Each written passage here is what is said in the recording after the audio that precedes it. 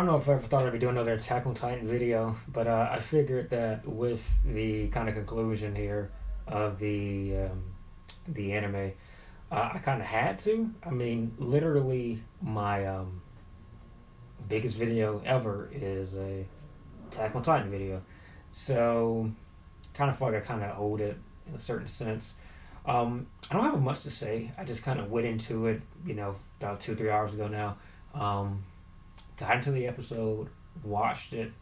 I did not go back and watch the years of anime episodes that came and went in this season because I couldn't. I just didn't want to rewatch almost 3 years worth of episodes. Literally, season 4 part 1 came out, I believe, in December 2020.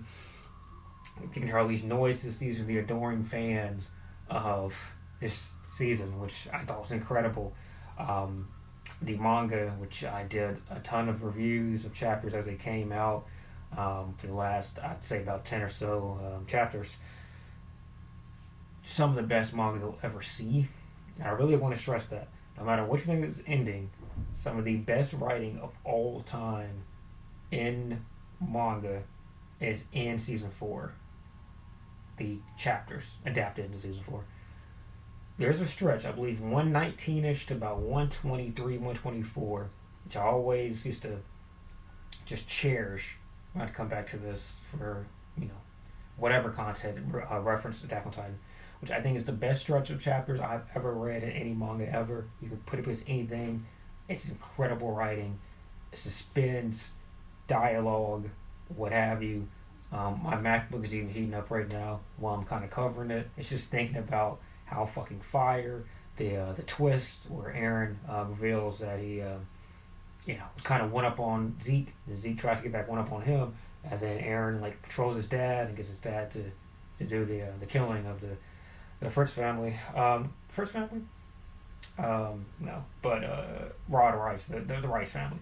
And it was just wonderful stuff. And then we get the after the references, of course, the Zoe Hange death chapter, which literally is the only time on my chapter or my channel where I've shed tears on the channel. There's a chapter that I'll make sure to reference in some sense off air, but yeah, that was still one of the craziest chapters ever. I don't know why it did what it did to me, but it was amazing. And even though, as I'm sure we all know, as you get to a certain point in it kind of becomes a little bit okay, well, we need this party to be here so they can just magically be here. We don't have many chapters left, so we just gotta let it rock. There's some tropes.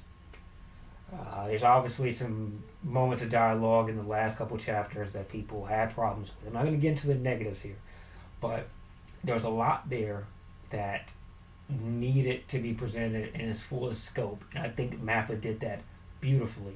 I think Mappa did incredible in saving, which I don't think there need to be much saving to be had, but I think he did an incredible job of presenting Isayama's vision in a way that I think he really would have enjoyed.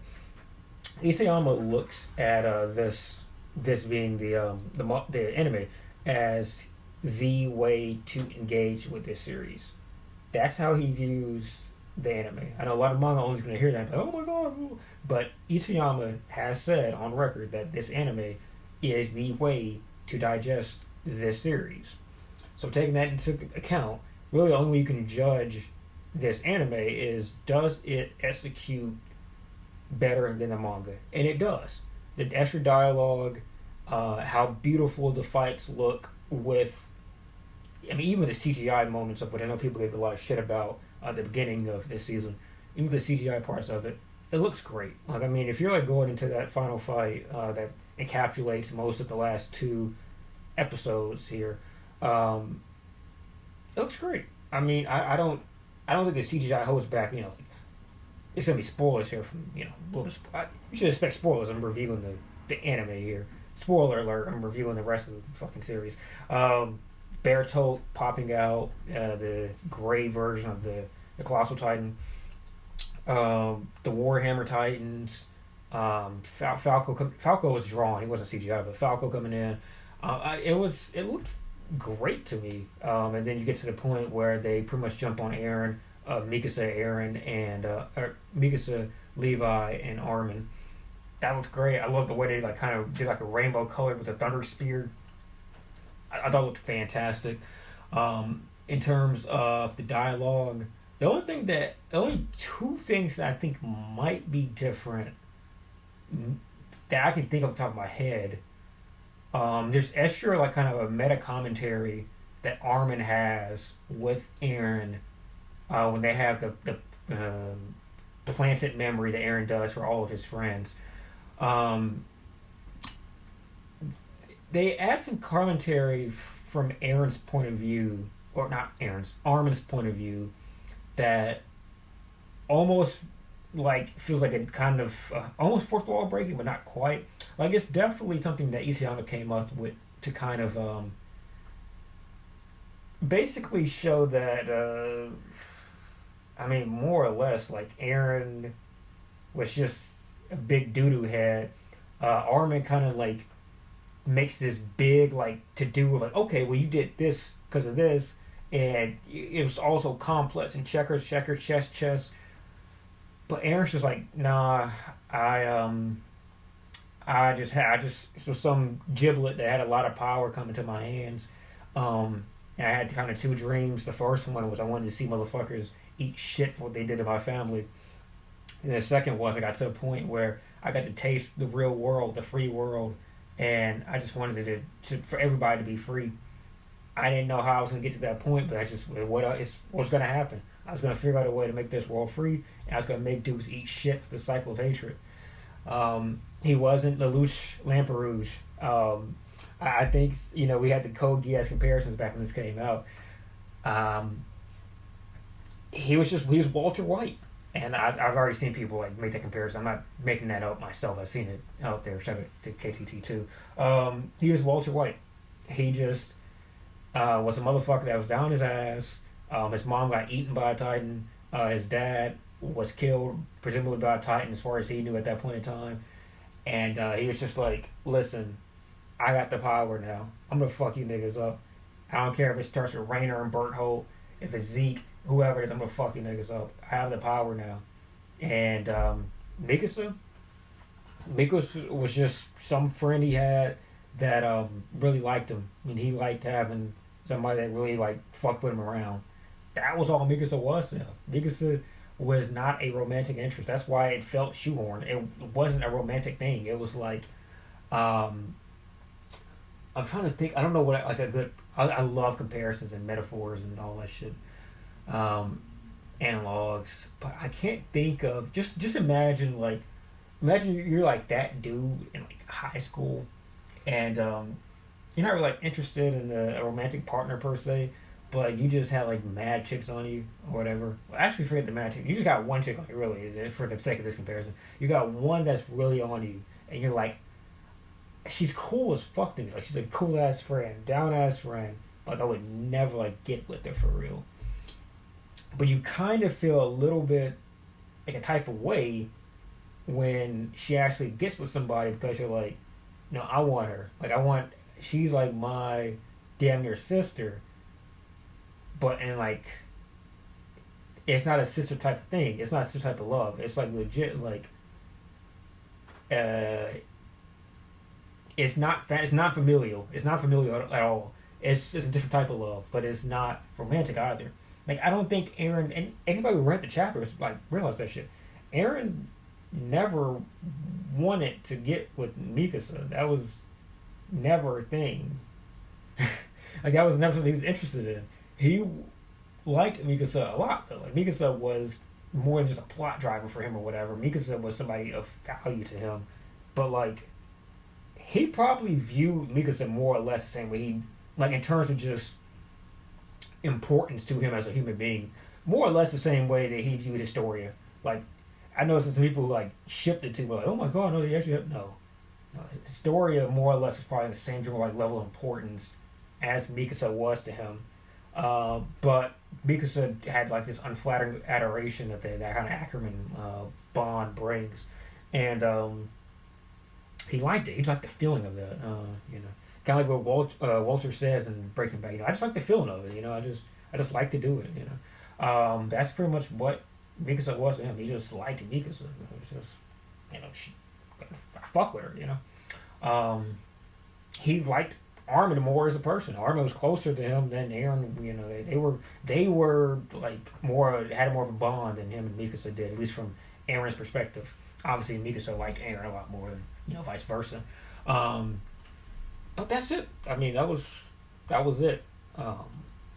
And more or less, I mean, like, it was a thing where in this no pun intended path that Eren chose to go on, as he even says, like, he didn't have a clear idea where it was going to end up. He just continued going forward, and at a certain point, we got into the possession of Ymir in a sense, because more or less, like, Ymir is the driver of all this. Excuse my fucking jackass neighbors up top. I'm sorry, I can't control their fucking assholes.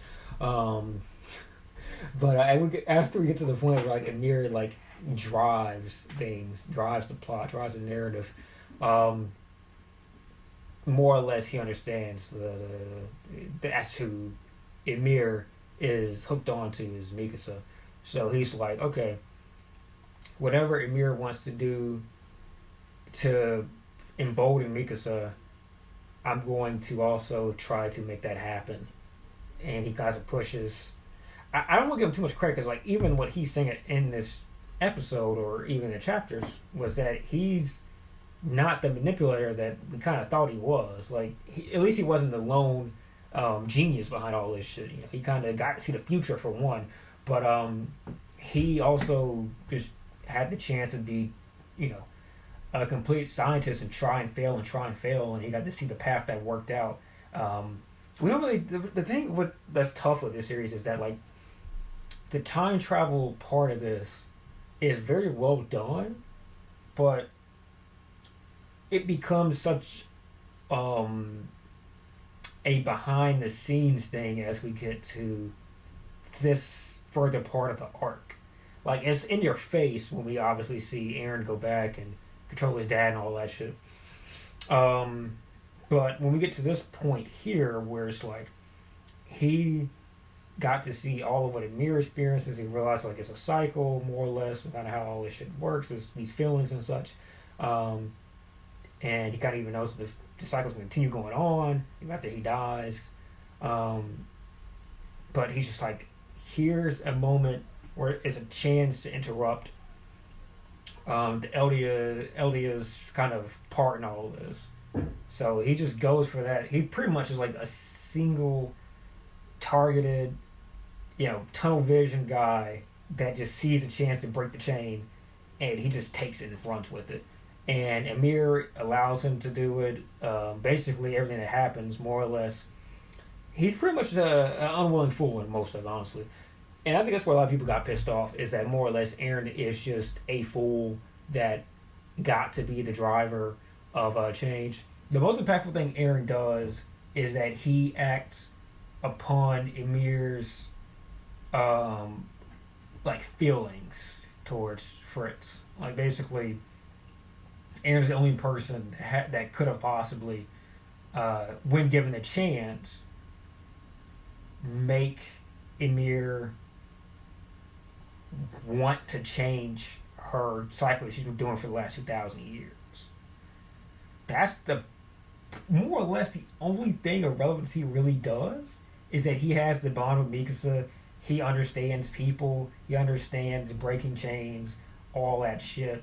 And the biggest chain in the entirety of his universe is right in front of him, and he gets her out of the wheel, more or less. That's all he does. Once he gets her out the wheel, it's just Ymir from that point on. I'm not sure if I explained it the same way in the chapter review, because I know in the chapter review, I'm being worn down by a ton of negativity from Reddit, from my own feelings kind of towards how the way the shit ended, all that stuff. And maybe I wasn't being as, you know, digestive of what was happening, but also it's heavy-handed almost in kind of how it's playing here, which is good. This needed to be heavy-handed. there's a lot of complex thematics in this series from season 1 on, not just season 4, that I think get lost at times. This, I think, need to be heavy-handed. The only thing that I've seen some people want kind of a little bit better explanation of, or not a better explanation, but just want it added in like the course of just this as it came out, as it was produced, was just that Armin like kind of called out Eren on just being a simpleton that was a selfish fucking asshole, more or less. I mean, that's all he was a selfish fucking asshole. Armin like goes back and forth with him on it, and then just basically, as he does in the manga, just like kind of agrees with it because it's like it's his friend fucking Eren, which is in canon. Armin just going along with Eren's like line of dialogue, if it can be somewhat explained with some real sense of emotion and Eren honesty, Armin goes along with that shit. Armin went along with lies that Eren told because it was Eren. So yeah, if there's some honesty, I'm sure Armin is just gonna agree with them, especially when he's about to die. Just in a short while after. So I mean, yeah, I don't think Armin would have really challenged Eren on that point, logically speaking. Also because it doesn't matter for him to do so. Armin pretty much gets to a point where he realizes that he can't really change anything that's happening. That's what we're both going to hell part of it is. So unless he would have tried to like push back on it before then, but I think once Armin realizes like you're gonna do this, like he's more focused on the fact that it's going to be done versus like the motivators of Eren. He's just like, oh my god, you're doing this shit. Well, let's not do this. You're gonna kill 80% of people. And he's like, well, it's gonna still be done. I can't really control it. I'm just here. I'm just a fucking figurehead, basically. And that's all he is. He's a figurehead. He's a figurehead for the primordial being that basically controls the Titan power, more or less. He's a figurehead for Ymir, who breaks the chains finally. Basically because Mikasa is like the analog for her, and she kind of acts through. I think they cover what they could pretty well. I mean, at the end of the day, you can't change the fucking major part of here. The major, like, the car, so to speak, that we get into, we drive through. In that car, one road you're going to go on no matter what they did, the road you're going to go on is that Eren was an unwilling fool that kind of did it because he was selfish, in a sense. He kind of gave his friends an out, but more or less he just wanted to do what he's going to do. And if 80% of people died, then that was a path you could not, again, no pun intended, you couldn't get past. That was just the driver. You'd have to change so much shit with this arc to make anything else happen other than that point. And they just did what they could to explain everything around that point and try to pad that conversation out with Armin a little bit to where it kind of feels a little bit better. And I think they did a good job. There's a lot of people who will go back and read that manga after this and be like, holy fuck, this was explained so much worse than it was in the anime. Again, fucking Isayama capped himself, I think, at 140 chapters? 139, 138, some crazy ass number like that. And then they even did a 0.5 after because like they didn't get enough explanation out. Isayama was feeling a lot of heat for the way this ended, which I would too, because I mean, like, this is my child. Like, can you guys like be a little bit nicer, about this? Like, this is my child. This might be Isayama's only thing he ever produces. Like, I don't think he's gonna do another fucking chapter or another anime of this magnitude. I think he pretty much even said he wouldn't. So it's like, this is what I got to leave this planet with. Please stop shitting on it. I think 137.5, I think that's what the last chapter was trying to smooth over that ending a little bit more. Listen, I'm not mad at trying to add more exposition. That's entirely what this last Bleach arc is, and I love the last Bleach arc. So. But it is what it is. I mean, that's the decision that they wanted to make. Apparently, Isayama likes Breaking Bad and Walter White. This is like Code Geass, but like with way more fucking things added to it than Code Geass. It's hard. It's hard to do what they tried to do with season 4 and stick the landing. I don't know if there's too many people in any form of narrative building that could do what was done in this and stick the landing. Now, some people might do it differently to where you want to get to this point anyway. I'm sorry. But I, listen, I liked it. The soundtrack was good. I thought the intros from we had intros were good. I like how they just added more stuff as you got, or at least revealed more stuff as you got further into it. I hate other than terrible spot. What can I say? I like that we got more dialogue, which I didn't expect to get any of that. Honestly, I just expected to be 1-to-1. Mappa did what they could with making it look fucking gorgeous, even with the massive constraints that Mappa had to operate with. Mappa takes on too much. Realistically, Mappa is like damn a Marvel VFS at this point. They gotta do something else. They gotta hire more motherfuckers, take on less shit, something. They can't keep on doing this to these people. Now, thankfully, there's nothing out there that is as massive as Attack on Titan, plus this arc of Jujutsu Kaisen coming up for them, I think, at this point in time. I don't think they have anything else that is that big on dialogue, on the kind of, not dialogue, fucking the list, so to speak.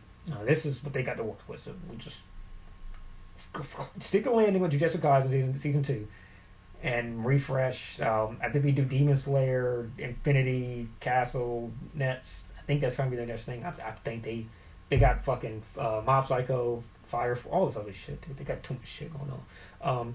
Ufotable. Ufotable is Demon Slayer. My bad. Yeah. Ufotable is Demon Slayer. Yeah. We'll just say they are. I don't know. I don't fucking know if they are. I think they are, but anyway, that's it for me. I really enjoyed this kind of sitting off for Attack on Titan. I already kind of got past the like empty nest syndrome after doing the manga chapters every month on YouTube. I kind of like just got to that point where like, hey, there's no more chapters. And it was definitely tough to go through that. I mean, at that point in time, I was like, even though like the ending was kind of like, I was reading conversations about that ending for weeks on end, like weeks. Like, just more. I wanted more dialogue about the ending, and it was just tough, dude. It was tough. I still, some part of me wishes I stayed with just being an anime only, because up until the end of season 3 part 2 I was. But season 4 came on at the same time.